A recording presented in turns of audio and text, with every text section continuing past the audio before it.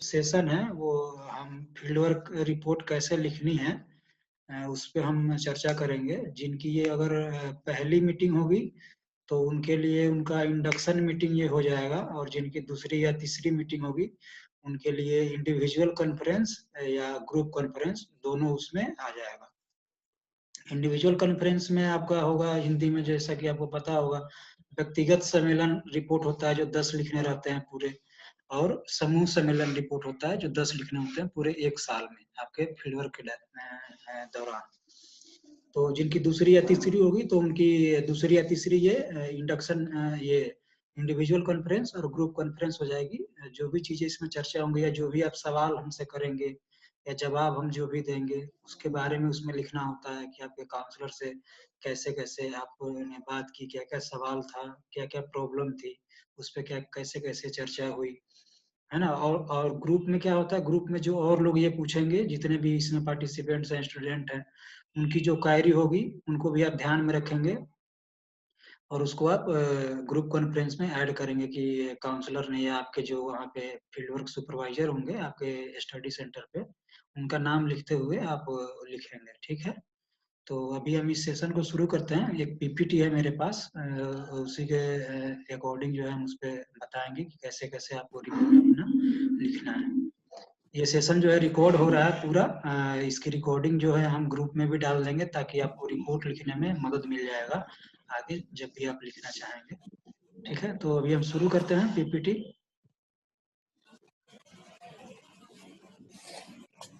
Sir PPT शुरू करने से पहले मैं क्लियर करना चाहता हूँ थोड़ा एक हाँ बात। वो जो इंडिविजुअल कॉन्फ्रेंस है ना सर, हाँ हाँ सर सुन रहे हैं? हाँ हाँ, सुनाई दे रहा है। इंडिविजुअल कॉन्फ्रेंस जो है वो, हाँ सर, अभी ये जो हम लोग आपसे बातचीत कर रहे हैं तो इसमें ग्रुप भी होगा, इंडिविजुअल दोनों होगा एक साथ? दोनों होगा, हाँ। इंडिविजुअल में क्या होता है कि इंडिविजुअल में तुम्हारा जो क्वायरी है, हो सकता है कि बहुत सारा क्वायरी होगा जो हम बता रहे हैं और सवाल तुमने पूछे भी नहीं लेकिन उसके आंसर तुम्हें मिल गए, है ना। तो तुम्हारे अगर सवाल का उत्तर मिल गया है तो उसमें अपना क्वायरी लिखते हुए कि हमने ये चीज पूछा टीचर से अपने, काउंसलर से अपने, और उन्होंने इसका जवाब ऐसे ऐसे, या जो भी क्वायरी होगा या जो भी बातचीत होगा इसमें क्या टीचर ने आपको क्या क्या बताया, वो सारी चीजें इंडिविजुअल कॉन्फ्रेंस में। ग्रुप में क्या हो जाएगा, और ग्रुप में बहुत सारे तुम्हारे अलावा भी इसमें स्टूडेंट्स हैं बहुत सारे, तो उन लोगों ने क्या पूछा तो उनका पॉइंट ऑफ व्यू, दो दो चार चार लाइन, पांच पांच लाइन, जो भी चीजें वो पूछेंगे, रिकॉर्ड रहेगा सेशन, तो उस कन्वर्सेशन को उसमें लिखते हुए अपना ग्रुप कॉन्फ्रेंस पूरा कर लेना। बस इतना सा डिफरेंस है ना। ठीक है, स्क्रीन सबको नजर आ रहा है? जी सर, हाँ रहे। हाँ, ओके, हम शुरू करते हैं। पहला है इंडक्शन मीटिंग। ठीक है, इंडक्शन मीटिंग जब आप पहली बार जब आप एमएसडब्ल्यू या बीएसडब्ल्यू का कोर्स कर रहे होंगे तो आपके फील्डवर्क डायरी जो है उसमें मिला होगा, तो उसमें आपको होगा इंडक्शन मीटिंग लिखने का। यानी कि आपने तो एडमिशन ले लिया एमएसडब्ल्यू में, तो आप गए सेंटर पे, तो टीचर मान लीजिए आपसे पूछेगा कि आपने क्यों आपने एमएसडब्ल्यू ही चुना या बीएसडब्ल्यू ही क्यों चुना, आपका क्या मकसद है कि सोशल वर्क से आप ग्रेजुएशन या पोस्ट ग्रेजुएशन करना चाहते हैं। कुछ ना कुछ हर किसी का एम होता है, जॉब के लिए या सोशल वर्क फील्ड में काम करने के लिए, है ना। बहुत सारे उसके एस्पेक्ट हो सकते हैं, काउंसलिंग के लिए, हेल्थ सेक्टर में काम करने के लिए, है ना। तो ये अपॉर्चुनिटी है, तो उसका आप उपयोग किस तरीके से करते हैं फील्ड में उसके ऊपर है। तो इंडक्शन मीटिंग इसी के ऊपर होता है कि स्टूडेंट से पहला बार आप इंटरेक्ट करते हैं, पहली बार जब आप अपने स्टडी सेंटर पे जाते हैं, अपने टीचर से मिलते हैं, कि जैसे आपने एडमिशन ले लिया, आपको पता नहीं है कि हाँ एमएसडब्ल्यू क्या है या सोशल वर्क है क्या, कहाँ से ये शुरू हुआ, कैसे हुआ, तो उस पे चर्चा होता है इंडक्शन मीटिंग में, है ना। तो वो सवाल जवाब होता है, जैसे सोशल वर्क के बारे में थोड़ा सा हम अभी जनरली 2 मिनट में अभी हम उस पर थोड़ा सा उसका एक भूमिका दे देते हैं ना, इंट्रोडक्शन। सोशल वर्क बेसिकली जो अगर प्रोफेशनली जो सोशल वर्क अगर अगर जिक्र होता है तो वो शुरू हुआ था 1601 से, जो एलिजाबेथ पुअर लॉ से, आपके बुक में होगा, पुअर लॉ से ये शुरू हुआ था। धीरे धीरे इसमें फिर charity organisation society 1879, 1877 Buffalo New York में या फिर इंग्लैंड में, है ना, सेटलमेंट हाउस वगैरह जो चला था, तो इसके थ्रू ये धीरे धीरे करके ये पूरे वर्ल्ड में जो है धीरे धीरे ये सोशल वर्क स्प्रेड हुआ। इंडिया में भी कब शुरू हुआ, 1936 के अराउंड जो है Tata institute of social science उस समय उसका नाम था sir Dorabji Tata institute of social science.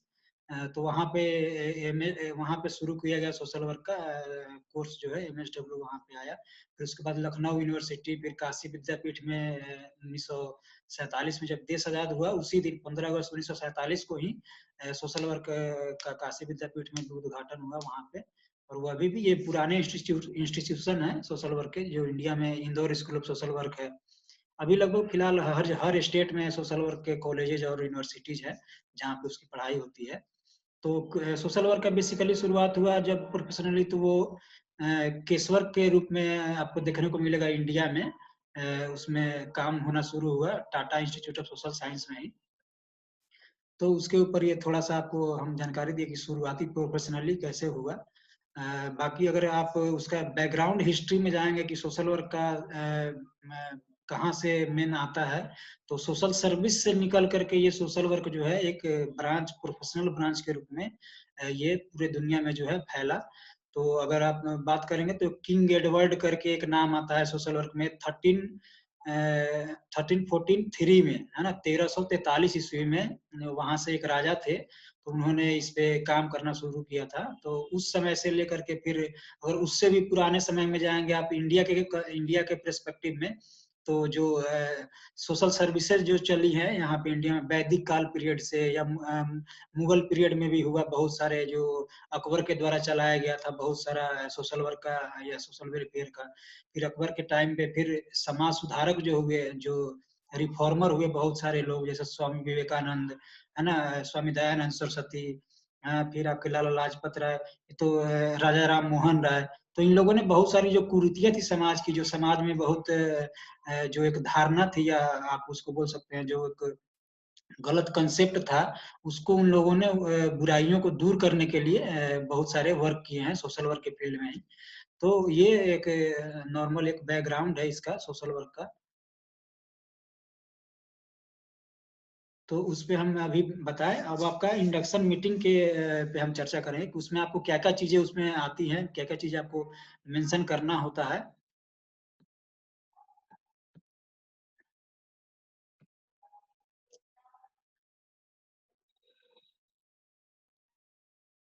तो पहला है आपका कि आपने, जैसे हमने पहला ही बताया कि पहला पॉइंट है इसमें, why you have chosen social work course, जिसके बारे में आप खुद आप जवाब आपके पास होगा, तो वो जवाब आप खुद अपने इंडक्शन मीटिंग में आप खुद लिख लेंगे, ठीक है? कि हाँ, हमारे काउंसलर ने हमसे पूछा कि आपने सोशल वर्क क्यों चूज़ किया, तो आपने क्यों एडमिशन लिया है सोशल वर्क में, एमएसडब्ल्यू या बीएसडब्ल्यू में, तो उसका जवाब आप इंडक्शन मीटिंग के शुरुआत में आप लिख सकते हैं। शुरुआत इसकी मीटिंग कैसे करनी है कि आज, है ना, today at IGNOU study centre, आपका जो स्टडी सेंटर होगा उसका नाम लिखिए, उसका कोड लिखिए, कोड है तो, है ना, कोड होगा ही, किस स्टेट में है उसका नाम लिखिए, ऑन दिस डेट, डेट डालिए उसमें, फिर आप उसका टाइम लिख दीजिए कि इतने समय तक ये इंडक्शन मीटिंग हुआ, है ना? फिर उसमें आप जिसमें लगभग 20-25 स्टूडेंट एमएसडब्ल्यू, बीएसडब्ल्यू के वहाँ पे उपस्थित थे, है ना? प्रेज़ेंट थे वहाँ पे। तो उनका आप ना चाहें तो आपके जो अगर ग्रुप में कोई, अगर आप आपके स्टडी सेंटर के कुछ लड़कों का नाम अगर आपको याद है, तो आप उनके नाम लिख सकते हैं, तो कोई दिक्कत नहीं है, उसके ऐड भी कर सकते हैं उसमें आप। तो ऐसे ही शुरुआत करना है, और फिर अब जो चीज़ें इसमें हम बताते जाएँगे, वो चीज़ें अब ऐड होती जाएँगी, जो भी चर्चाएँ होंगी, वो इंडक्शन मीटिंग में। फिर है आपका your experience while visiting the study centre, आपका स्टडी सेंटर पे जब आप विजिट किए पहली बार, तो आपको क्या लगा, है ना? आप क्या महसूस किए, वहाँ पे टीचर कैसे थे, क्या-क्या आप देखे, है ना? आपका एक्सपीरियंस कुछ ना कुछ होता है जब आप पहली बार जा रहे हैं, आप 12th पास किए, आप जा रहे हैं सोशल, और पहली बार आप ग्रेजुएट के कोर्स में जा रहे हैं, या स्कूल से अपने घर से बाहर जा रहे हैं, कहीं पे एडमिशन लिए हैं, तो कहीं शहर में आपका स्टडी सेंटर है, वहाँ पे आप जा रहे हैं विजिट करने। तो उसका एक्सपीरियंस आपके साथ कैसा रहा? आप कैसे गए? कौन से आपके साथ और भी दोस्त थे उसके साथ गए? तो उसके बारे में इसमें आपको इंडक्शन मीटिंग में आपको अगर आपका ऐसा कुछ एक्सपीरियंस है, तो आप उसमें ऐड कर सकते हैं। फिर your query about social work की अपना माइक जो है म्यूट पे रखें जो लोग भी हैं। फिर आपका क्वेरी क्या था सोशल वर्क से रिलेटेड, कि आपने क्या-क्या चीज़ पूछा अपने टीचर से कि सर सोशल वर्क क्या है? उसमें कैसे काम करते हैं? कैसा कोर्स है ना? बहुत सारी चीज़ें आपके अंदर होंगी जो आप पूछना चाहते होंगे अपने टीचर से। तो क्या-क्या चीज़ें अभी जो ज़िक्र करेंगे हम, जो जो लोग पूछेंगे, तो उसके सवाल-जवाब आपके इंडक्शन मीटिंग में वो इंक्लूड होते हैं। फिर आपका नंबर ऑफ स्टूडेंट कितने वहाँ पे सेंटर पे थे, जैसे पहले भी बताया उसमें। फिर topic discuss during the meeting, ये टोटल मीटिंग के दौरान जो भी टॉपिक इसमें डिस्कशन होंगी, उन डिस्कशन को आपको इंडक्शन मीटिंग में लिखा जाएगा, क्योंकि ये साल में एक ही बार लिखा जाता है शुरू में बस, है ना। सिर्फ पहली बार ये लिखा जाता है, जब भी आप पहले बार जाएंगे फर्स्ट ईयर में तो लिखा जाएगा, और सेकेंड ईयर में जब आपका जनरल मिलेगा तो उस समय फिर लिखा जाएगा। सेकेंड ईयर में एक आपका इंडक्शन मीटिंग का रिपोर्ट होता है, तो 2 रिपोर्ट 2 साल के लिए। तो इसमें ये सारी चीजें। फिर other students points of view क्या है ना, बहुत सारे जो पहले स्टूडेंट आपके साथ गए होंगे उनका भी अलग अलग कुछ क्वेरी होगा, है ना, उनके भी अंदर सवाल होगा, वो भी कुछ अलग सवाल पूछेंगे, है ना। तो वो उनका क्या सवाल जवाब होगा उसके बारे में भी आपको इंडक्शन मीटिंग में इंक्लूड करना है। ठीक है, यहाँ तक किसी को कोई दिक्कत? No sir. ठीक है, फिर हम आगे बढ़ते हैं। आगे आपका एक और रिपोर्ट है, उसके बारे में हम फिर चर्चा करते हैं, जो आपका ओरिएंटेशन विजिट होगा, अनुकूलन दौरा उसमें लिखा हुआ होगा। तो ये आपका ओरिएंटेशन विजिट है। ठीक है, ओरिएंटेशन विजिट में क्या है कि आपको इस कोर्स के दौरान जो है आपको 5 एनजीओ का विजिट करना होता है। तो उस 5 एनजीओ को विजिट करके और फिर उसमें से एक का चुनाव करना होता है, जिसके साथ आप अपना 45 डेज का फील्ड वर्क करेंगे, है ना, जो आपका क्षेत्रकार है। कंकरेंट विजिट जो होगा रिपोर्ट आपका, वो 45 डेज का वो आपको करना होता है। तो आपको 5 ये कंप्लीट करना है ओरिएंटेशन विजिट, 5 कंप्लीट ये करना है, और उसके बाद इसी में से किसी एक का चुनाव करना है, किसी एक एनजीओ का, किसी एक ऑर्गेनाइजेशन का, और उसी में फिर आपको आगे का अपना 45 डेज का फील्ड वर्क कंप्लीट करना है। तो ये पहला है, इसमें सिंपल है, नेम ऑफ इंस्टीट्यूशन है, आप जिस भी एजेंसी के पास जाएंगे उसका नाम, उसका एड्रेस क्या है, दूसरा पॉइंट एड्रेस है। तीसरा पॉइंट है इसमें मोटो स्टेटमेंट, है ना, अगर उसका कुछ स्टेटमेंट या मोटो है, कोई स्लोगन है उसका, बेसिकली किसी हर एनजीओ का कुछ ना कुछ होता है कि यहाँ चेंजिंग लाइव्स, है ना, जैसे स्लोगन बोलते हैं, एक सर्कल होता है, किसी भी चीज का लोगो होता है, उसके लोगो के चारों तरफ ना एक स्टेटमेंट लिखा होता है, उसको हम बोलते हैं मोटो या स्टेटमेंट, मिशन स्टेटमेंट, है ना। जैसे एलजी का है, तो एलजी का क्या लिखा रहता है सर्कल में, लाइफ्स गुड लिखा रहता है। जैसे हमारा अशोक चक्र है ना, हमारा अशोक चक्र है, अशोक चक्र के इसमें क्या लिखा रहता है, सत्यमेव जयते। तो क्या है, मिशन स्टेटमेंट है हमारे देश का, है ना, कि सत्यमेव जयते, सत्य के ऊपर, है ना, सत्य का हमेशा विजय होता है। तो एक उसका मोटो और स्टेटमेंट है। तो अगर किसी एजेंसी का ऐसा है तो वहां पे आप लिख देंगे यस है, उसका नाम लिख देंगे मिशन स्टेटमेंट का, या उसको आप छोड़ देंगे अगर नहीं है। फिर है इंस्टीट्यूशनल ऑब्जेक्टिव, यानी कि उस संस्था का उद्देश्य क्या है ना, वो संस्था किस चीज पे काम कर रही है, किस उद्देश्य के साथ, तो उसका कुछ ना कुछ ऑब्जेक्टिव होगा। तो वो आप जब भी आप विजिट करने जाएंगे उस एनजीओ पे, तो वो लोग खुद बताएंगे, आपको सिर्फ ये सवाल पूछने हैं, आपको जवाब खुद से नहीं लिखना है, आपको सिर्फ ये सवाल पूछने हैं, जवाब वो खुद बताएंगे। जो जवाब वो बताएंगे वो आपको यहाँ पे मेंशन कर देना है, सिंपल सा, आपको इसमें कुछ नहीं करना है, सिर्फ सवाल पूछना है उनसे, जवाब उनका लिख देना है, आपको खुद से जवाब नहीं लिखना है। इंस्टीट्यूशनल ऑब्जेक्टिव में आप जो वो संस्था वाले बताएं कि हमारा संस्था के ये उद्देश्य है, तो वो उद्देश्य यहाँ पे आ जाएगा। फिर है यहाँ पे चीफ एग्जीक्यूटिव ऑफिसर और एग्जीक्यूटिव, जो भी वहाँ पे हेड ऑफ इंस्टीट्यूशन होंगे, है ना, हो सकता है प्रोग्राम मैनेजर हो, जनरल मैनेजर हो, या उसका सीईओ हो, या उसका फाउंडर हो, जो भी वो बताएगा वहाँ पे, जो जानकारी देने वाला होगा, आपको इन्फॉर्मेशन प्रोवाइडर होगा, तो जो वो बताएगा कि यहाँ हमारे संस्था के हेड ये हैं, तो उनका नाम आ जाएगा यहाँ पे। फिर बोर्ड मेंबर है, तो ये कंपलसरी है अब एनजीओ के लिए कि कम से कम 7 मेंबर होने चाहिए। तो आप यहाँ पे लिख सकते हैं there are 7 board members in this institution. अगर वो उनका नाम बताना चाहते हैं तो आप उनका नाम लिख सकते हैं, नहीं तो फिर इतना लिख करके आप उसको छोड़ सकते हैं। ठीक है, बोर्ड मेंबर में there are 7 board members are present in this NGO और इंस्टीट्यूशन। और या हिंदी में लिखना हो किसी को तो वो लिखते हैं कि इस एनजीओ में या इस संस्था में 7 सदस्य हैं, मंडल के 7 सदस्य हैं, ऐसे लिखा जाता है, तो वो यहाँ पे लिख देंगे। फिर टाइप ऑफ वर्क, यानी कि जो संस्था है, जिस ऑर्गेनाइजेशन में आप विजिट करने गए हैं, तो किस तरीके का वर्क कर रही है ना, किस तरीके का, जैसे एजुकेशन में अगर वो वर्क कर रही होगी, है ना, तो वो एजुकेशन में किस तरीके का वर्क कर रही है ना, वो एजुकेशन किसके लिए, चाइल्ड एजुकेशन है, एडल्ट एजुकेशन है ना, इन्वायरमेंटल एजुकेशन है, हेल्थ एजुकेशन है, या ओल्ड एजुकेशन है ना, बहुत सारे प्रौढ़ शिक्षा केंद्र चलाया जाता है ना, रात्रि पाठशाला चलता है, या सिर्फ वुमेन एजुकेशन है। तो क्या है उसका नेचर, क्या टाइप क्या है ना, वो पूछ रहा है वो उसमें। तो टाइप ऑफ वर्क में जो एनजीओ वाले आपको बताएंगे कि हाँ, वो अगर वो 2-3 तरह का वर्क कर रहे हैं, है ना, एजुकेशन में भी काम कर रहे हैं, हेल्थ में भी काम कर रहे हैं, इन्वायरमेंट प्रोटेक्शन पे भी काम कर रहे हैं, है ना, तो आप उसमें लिख सकते हैं एग्रीकल्चर में काम कर रहे हैं, तो जो भी वो बताएंगे टाइप ऑफ वर्क में उसमें आप वहाँ पे मेंशन कर देंगे। फिर आपका है nature and nature of beneficiary, number and nature of beneficiary. Number यानी कि कितनी संख्या में है उनके पास, उसके उस एनजीओ से कितने लोगों को है ना लाभ मिल रहा है, कितने बेनिफिशियरी को लाभ मिल रहा है उसका नंबर, जैसे 100, 50, 500, 1000, 2000 जो भी होंगे वो। और उनका नेचर क्या है, नेचर यानी कि उनकी प्रकृति, यानी वो किस तरीके के लोग हैं जिनको वो सुविधा दे दिया जा रहा है। तो किस तरीके के मतलब बेनिफिशियरी में, यानी कि वो बच्चे हैं, महिलाएं हैं, या बुजुर्ग हैं, है ना, या दिव्यांग क्या होता है, दिव्यांग, फिजिकली हैंडीकैप्ड जो है वो लोग हैं, है ना। तो उनके नेचर उसमें लिख देना है, आपको मेंशन कर देना है कि वो किस तरीके के लोग हैं, है ना। नेचर में यानी कि टाइप्स ऑफ, किस तरीके के लोग उनसे लोग हैं जो उनसे बेनिफिट प्राप्त करते हैं। फिर हमारा है जियोग्राफिकल एरिया, यानी कि जो संस्था है, जो एनजीओ है, जब आप विजिट कर रहे हैं तो वो संस्था जो है कहाँ कहाँ काम कर रही है ना। अगर वो स्टेट वाइज बताते हैं कि यहाँ हमारा इसी से स्टेट में बिहार, असम, बंगाल, दिल्ली, मुंबई यहाँ काम करते हैं तो स्टेट वाइज लिखिए, या स्टेट की संस्था है तो अगर वो डिस्ट्रिक्ट बताएंगे कि हाँ हमारा इसी डिस्ट्रिक्ट में इसी ब्लॉक में काम होता है तो ब्लॉक का नाम लिख देना है सिंपली इसमें, ठीक है। माइक अपना म्यूट पे रखें, किसका है, whether whether the agency registered और नॉट। तो अभी कोई भी ऐसा एजेंसी नहीं है पूरे इंडिया में जो रजिस्टर्ड नहीं हो। तो एजेंसी अगर रजिस्टर्ड है वो बताते हैं कि हाँ हमारी संस्था जो है रजिस्टर्ड है, तो वहाँ पे यस लिखेंगे, और उसका रजिस्ट्रेशन नंबर अगर वो बताते हैं तो रजिस्ट्रेशन नंबर आप वहाँ पे मेंशन कर देंगे।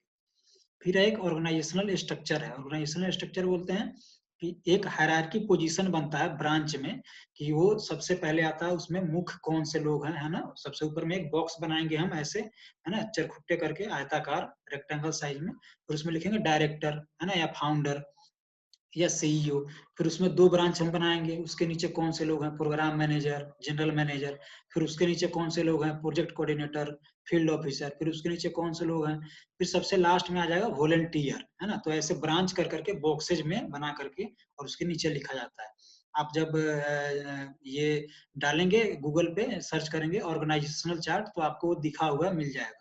तो आप उनसे पूछ लेंगे जो एजेंसी वाले से कि आपके ऑर्गेनाइजेशन का हायरार्की क्या है, हायरार्की पोजीशन यानी कि पद का जो चयन किस तरीके से है, कौन से लोग किसके अंडर में काम करते हैं, है ना। तो बताएंगे कि हाँ हमारे सबसे ऊपर ये है, उसके नीचे ये लोग काम करते हैं, उनका पोजीशन वाइज जब वो बताएंगे तो उसी तरीके से आपको वो बॉक्स में करके और उसको बना के एक आपका उसमें फील्डवर्क जो रिपोर्ट है जहाँ पे वो उसमें बना देना है इसको। फिर जो है इसमें लिखा हुआ है number of staff member and nature of staff. तो इसका ऑलरेडी बॉक्स बना हुआ है आपके बुक में, बुक होगा तो आप उसको भी देखते चलें ताकि आपको ज्यादा समझ में आएगा, है ना। ये number of staff member and nature of staff, तो इसका बॉक्स अगले पेज पे बना हुआ है, उसमें आप देखेंगे, उसमें सिर्फ फिल करना है पूछ करके, है ना। तो यहाँ पे बना हुआ है देखिए, है ना, इसमें लिखा हुआ है already professional, support staff, volunteer, और यहाँ पे टोटल है। तो प्रोफेशनल में क्या है, यहाँ नंबर है, तो नंबर में यहाँ पे हम नंबर मेंशन करेंगे, प्रोफेशनल में कौन कौन से कितने लोग हैं। उनका क्वालिफिकेशन क्या है, क्वालिफिकेशन प्रोफेशनल में कौन से होंगे, जिनको प्रोफेशनल डिग्री होगा, है ना, वो प्रोफेशनल, जैसे एमबीए हो गया, एमएसडब्ल्यू हो गया, बीएसडब्ल्यू हो गया, या डॉक्टर हो गया, एमबीबीएस डॉक्टर भी होता है बहुत सारे एनजीओ में काम करने वाले, है ना। तो वो क्वालिफिकेशन के जो लोग होंगे वो प्रोफेशनल में गिने जाएंगे। पोजीशन हेल्ड यहाँ पे उनका उनका कौन कौन सा वो पोजीशन पे है, तो वो पोजीशन लिख देना है, मैनेजर है, जनरल मैनेजर है ना, वो यहाँ पे मेंशन कर देना है। फिर सपोर्ट स्टाफ में होते हैं जो कंप्यूटर ऑपरेटर वगैरह होगा, चपरासी हो गया, प्यून हो गया, है ना। तो वो लोग में कितने लोग हैं यहाँ पे, उनका नाम यहाँ पे मेंशन कर देंगे, है ना। फिर क्वालिफिकेशन उनकी क्या है, बीए है, एमए है ना, वो यहाँ पे हम मेंशन कर देंगे। फिर पोजीशन, वो किस पोजीशन पे है ना, वो यहाँ पे हम वो पोजीशन भी यहाँ पे हम मेंशन कर देंगे। फिर वॉलंटियर में सुरक्षित रूप से एनजीओ में जैसे आप लोग कहीं पे एनजीओ पे काम करने जाएंगे तो आप क्या होंगे, जब वॉलंटियर के रूप में आप उस संस्था के साथ काम करेंगे, तो वॉलंटियर के साथ काम करेंगे तो आप यहाँ पे वॉलंटियर आप लिख देंगे यहाँ पे, ठीक है। वॉलंटियर में कितने नंबर हैं, नंबर आप यहाँ पे डाल देंगे। फिर यहाँ पे उनका क्वालिफिकेशन क्या है वो डाल देंगे, और पोजीशन वॉलंटियर, वॉलंटियर का पोजीशन हमेशा वॉलंटियर ही होगा। फिर इस नंबर यहाँ जो आया था, अगर 10 10 10 आया तो ये टोटल करके यहाँ पे ये लाइन ड्रॉ कर देना है, और यहाँ पे लिख देना है 30, है ना। जितना भी ये नंबर होगा उसके अनुसार यहाँ पे उसका टोटल हो जाएगा। ये मीटिंग जो है ये 40 मिनट का ही सेशन हो पाता है, तो अगर ये आउट ऑफ टाइम हो जाएगा तो फिर से आप उस लिंक को है ना आप ज्वाइन कर सकते हैं दोबारा, फिर से शुरू हो जाएगा सेशन, है ना। अभी फिर हम कंटिन्यू करते हैं इसमें आगे। फिर है ये हिस्ट्री ऑफ ऑर्गेनाइजेशन है। तो हिस्ट्री में क्या आएगा कि उस जो ऑर्गेनाइजेशन है उसकी पूरी बैकग्राउंड हिस्ट्री क्या है, वो कब से शुरू हुई, है ना, कब कब उसका क्या किस मकसद के साथ वो शुरू हुआ, कैसे कैसे वो लोग आगे बढ़े, है ना। अगर 5-6 साल 7 साल 10 साल पुरानी एजेंसी है तो उसकी पूरी हिस्ट्री अभी तक की क्या है, तो वो जो बताएंगे वहां पे, जो आपको जानकारी देने वाले होंगे उस एजेंसी के, जब आप विजिट करेंगे तो आप वहां पे आप उनसे पूछेंगे और उसको आप अपने रफ में नोट कर लेंगे और फिर तब आकर के आप अपने फील्डवर्क डायरी में उसको आप मेंशन कर लेंगे। ठीक है, हिस्ट्री जो भी लगभग 5-6 लाइन का इसमें लिखना रहता है। हिस्ट्री किसी भी ऑर्गेनाइजेशन का तो उतनी तो होगी कि आपके 5-6 लाइन जो है पूरे हो जाएं या 10 लाइन, तो आप उसको वहां पे मेंशन कर देंगे। फिर है हमारा source of funding. Source of funding यानी कि उस संस्था को फंड कहाँ से मिलता है। जैसे कि ये नॉन प्रॉफिट ऑर्गेनाइजेशन होती है, जो भी एनजीओ वगैरह होते हैं या ये फाउंडेशन हमारा ट्रस्ट वगैरह होता है, तो उसको फंड कहाँ से मिलता है ना। नॉन प्रॉफिट है तो यानी कि कहीं ना कहीं से पैसा आ रहा होगा तभी तो वो चलाएंगे। तो उनको फंड कहाँ से मिलता है, सरकार देती है या डोनेशन के थ्रू चलता है ना, कहाँ से उसको मिलती है, तो या पर्सनल डोनर है ना, ये सब चीज। तो उसमें जो भी वो बताएंगे है ना, तो उसको वहां पे आप लिख सकते हैं यहाँ पे सोर्स ऑफ फंडिंग में। सोर्स ऑफ फंडिंग में यानी कि वित्त पोषण के, आपके हिंदी में लिखा होगा वित्त पोषण के स्रोत, वो शुद्ध हिंदी है तो बहुत कंफ्यूजन होता है हिंदी वालों को भी कि उसमें क्या है। तो सोर्स ऑफ फंडिंग यानी वित्त पोषण के स्रोत। वित्त पोषण मतलब धन कहाँ से आता है, पैसा पूछ रहा है कि उस एजेंसी को चलाने के लिए पैसा कहाँ से आता है। ठीक है, फिर यहाँ पे इंफ्रास्ट्रक्चर फैसिलिटी, उस एजेंसी के आप पे आप जब आप गए हैं तो उसके पास क्या क्या चीजें उपलब्ध हैं जो आपको आंखों से दिखाई दे रहा हो। इंफ्रास्ट्रक्चर मतलब आधारभूत ढांचागत, यानी कि जो ऑफिस होता है ना, कहीं भी जाएंगे आपको ऑफिस होगा, उसमें टेबल कुर्सी चेयर पंखे एसी है ना, इंटरनेट कनेक्शन टीवी, बहुत सारी फैसिलिटी है ना। बाइक है, अगर कार है, बस फैसिलिटी है, जो भी चीजें आपको वहाँ पे अवेलेबल दिखाई देता है उसमें, तो आप वहाँ पे आप मेंशन कर सकते हैं। ठीक है, कि ये चीजें उस संस्था के पास उपलब्ध है। फिर यहाँ पे problem faced by agency and propose remediate, यानी कि उस संस्था के पास क्या अभी समक्ष वर्तमान में क्या समस्याएं हैं और उसके लिए वो क्या उपचार करना चाहता है, यानी कि उसका वो कैसे उसको सॉल्व कैसे करेगा, है ना, उसके बारे में पूछ रहा है। तो आप पूछेंगे उस एजेंसी वाले से कि हाँ आपके पास अभी वर्तमान समस्या क्या है और उसका आप क्या उसका आप उसको सॉल्व करने के लिए आप क्या प्रयास कर रहे हैं। तो एजेंसी वाले खुद आपको बताएंगे, आपको वही जवाब यहाँ पे आपको problem faced by agency and propose remediate में आपको मेंशन कर देना है। ठीक है, फिर यहाँ पे फ्यूचर प्लान है। अगर उस एजेंसी वाले से आप पूछेंगे कि भविष्य की क्या योजनाएं हैं आपकी, फ्यूचर में आप क्या क्या आपकी योजना है कि आप क्या काम करना चाहते हैं और आगे कहाँ कहाँ, वो खुद बताएंगे आपको कि हाँ फ्यूचर में हमारा ये प्लान है कि किसी और डिस्ट्रिक्ट में शंभू।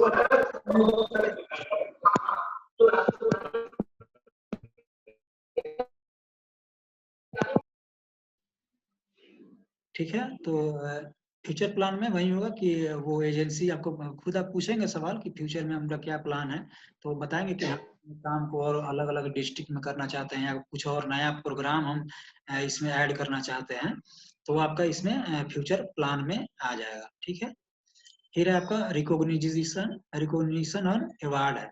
तो इसमें आपको अगर उस संस्था को कोई अवार्ड मिला हो, कोई रिकॉग्निशन मिला हो, तो आप उसमें ऐड कर सकते हैं कि हाँ इस संस्था को हो सकता है जिला स्तर पे मिला हो या राज्य स्तर पे मिला हो या इंटरनेशनल या नेशनल लेवल पे मिला हो कोई अवार्ड, तो आप उस अवार्ड का यहाँ पे नाम लिख सकते हैं, यहाँ पे नोट। फिर है यहाँ पे अफिलिएशन। अफिलिएशन मतलब उसमें हिंदी में लिखा हुआ संबद्धताएं, यानी कि किसी से उसका जुड़ाव। और जैसे बहुत सारी एनजीओ क्या होती है, वो पार्टनर एजेंसी के रूप में भी काम करती हैं। जैसे अगर हम फॉर एग्जांपल लें तो यूनिसेफ एक बहुत बड़ी ऑर्गेनाइजेशन है, उसके अंडर में गवर्नमेंट भी काम करती है और नॉन गवर्नमेंट भी एजेंसी सब मिल करके काम करती है। जैसे ऑक्सफेम इंडिया है, उसके अंदर में बहुत सारे पार्टनर एनजीओ जुड़े होते हैं जो उसके काम को अलग अलग स्टेट में अलग अलग डिस्ट्रिक्ट में काम करते हैं, उसको मदद करते हैं। तो अगर वो जिस एजेंसी पे आप गए हैं उस एजेंसी का किसी और एजेंसी के साथ संबंध है, तो वहां पे आप लिख सकते हैं या उसके साथ एमओयू साइन हुआ हो या उसके साथ मिल करके काम कर रहा हो तो आप लिख सकते हैं कि हाँ इस एजेंसी का संबंध इस एजेंसी के साथ भी, उस एजेंसी का आप नाम वहाँ पे मेंशन कर देंगे एप्लीकेशन में, ठीक है। फिर एनी अदर इन्फॉर्मेशन आप पूछेंगे वहाँ पे जो जानकारी देने वाले होंगे एनजीओ के, अगर कोई और सूचना वो देना चाहते हैं तो आपको बताएंगे कि हाँ हमारे पास कोई और इसके अलावा भी कोई इन्फॉर्मेशन है, तो यहाँ पे वो आप मेंशन कर देंगे। लास्ट 3 पॉइंट जो है ये बहुत ही इंपॉर्टेंट है आपका, ये है पहला है what you have learn from today visit, है ना, कि आपने क्या लर्न किया है उसमें, जब आप पहली बार आप एजेंसी पे जा रहे हैं उस एजेंसी के पास विजिट करने के लिए, तो आपने क्या सीखा है इसमें मेंशन किया हुआ है। तो आप सिर्फ ये ऊपर वाला सवाल ही लिखेंगे, ये ब्रैकेट वाला जब आप रिपोर्ट लिखेंगे तो ये ब्रैकेट वाला जो है ये नहीं लिखेंगे, सिर्फ आप ये सवाल लिखेंगे, आप उसमें डैश देंगे और अपना आंसर मेंशन करेंगे। तो उसमें क्या क्या आंसर में क्या क्या मेंशन होना चाहिए, एनी न्यू नॉलेज, कि आपको कोई नया जानकारी मिला, कोई नया ज्ञान प्राप्त हुआ, वो आपको मेंशन करना है। फिर एक्सपोजर एंड एक्सपीरियंस, यानी कि आपका एक्सपोजर कैसा रहा उस एजेंसी के साथ, है ना, आपको हो सकता है विजिट कराने के लिए ले गए हों कहीं पे, या उनका वर्क दिखाने के लिए ले गए हों, है ना, तो आपका कैसा एक्सपोजर रहा उनके साथ, उनके सेंटर पे विजिट करने का, वो आपको मेंशन करना है। और आपका एक्सपीरियंस कैसा रहा, है ना, आपका एक्सपीरियंस कैसा रहा जब आप गए पहले बार उस संस्था के पास, तो आपका एक्सपीरियंस इस पे मेंशन करना है। 2 लाइन का ये हो जाएगा, 2 से 3 लाइन का आपका यहाँ पे, कि आपने आज के विजिट से क्या सीखा, है ना। फिर दूसरा पॉइंट है इसमें your experience of going with group as a team member of learning, है ना, यानी कि आप जब उस संस्था में गए टीम मेंबर के रूप में, दल के सदस्य के रूप में, यानी कि आप ग्रुप में गए 2-3 लोगों के साथ, जब आप गए उस संस्था में, है ना, विजिट करने के लिए, तो आप जो है उसके साथ आपका कैसा अनुभव रहा, आप दोस्तों के साथ आप कैसे आप वहाँ पे पहुँचे, कहाँ से आप ऑटो किए, गाड़ी कहाँ से किए, है ना, आपका एक दूसरे के साथ आपने क्या-क्या रास्ते में बात की, है ना, सोशल वर्क की, हमें जाना है उस एजेंसी के पास तो हमें कैसे-कैसे सवाल पूछना है, कुछ सवाल तुम पूछ लेना, कुछ सवाल हम पूछ लेंगे।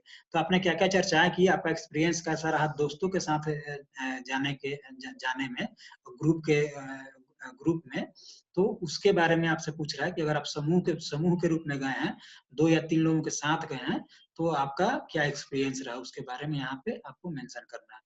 फिर थर्ड पॉइंट है your observation about the agency staff and tourism activity, जब आप एजेंसी के पास गए तो आपका क्या ओवरऑल ऑब्जर्वेशन रहा। ऑब्जर्वेशन में दोनों पॉइंट शामिल होती है, नेगेटिव पॉइंट भी और पॉजिटिव पॉइंट भी। आपको क्या अच्छा लगा उस संस्था के बारे में, वो भी आप मेंशन करेंगे, और क्या आपको खराब लगा या नेगेटिव पॉइंट क्या है उसको भी आप मेंशन करेंगे। स्टाफ का आप इवैल्यूएशन करेंगे कि वो जो स्टाफ था वो सपोर्टिव था या नहीं था, है ना, तो उसका व्यवहार कैसा था, आप गए तो आपको चाय ऑफर किया या स्नैक्स ऑफर किया, है ना, बैठने के लिए पूछा, है ना, तो ये सारी चीजें उसके व्यवहार में वो आपको वहाँ पे मेंशन करना है। टूरिज्म एक्टिविटी, अगर कोई एक्टिविटी अगर आपको परफॉर्म किए हैं या वहाँ पे विजिट किए हैं उस संस्था में विजिट करने के दौरान, तो आप उसको मेंशन कर सकते हैं कि हाँ इस संस्था के लोगों ने हमारे साथ विजिट किया है और हमें ये एक्टिविटी हमें आज जानने का मौका मिला है। तो ये सेशन अभी थोड़ी देर में खत्म हो जाएगा, आप लोग फिर से जो है ज्वाइन करेंगे, उसी को लॉगिन करेंगे, फिर इस पे हम चर्चा करेंगे, क्वेश्चन आंसर का हम सेशन चर्चा करेंगे। तो आप लोग फिर से जो है उसी लिंक को टैप करेंगे और फिर से रिज्वाइन कर लेंगे, ठीक है। यहाँ तक अगर किसी को कुछ पूछना हो तो वो पूछ सकता है, 1 मिनट का टाइम और है, ये सेशन एंड होगा, फिर आप ज्वाइन करेंगे तो फिर हम वहाँ से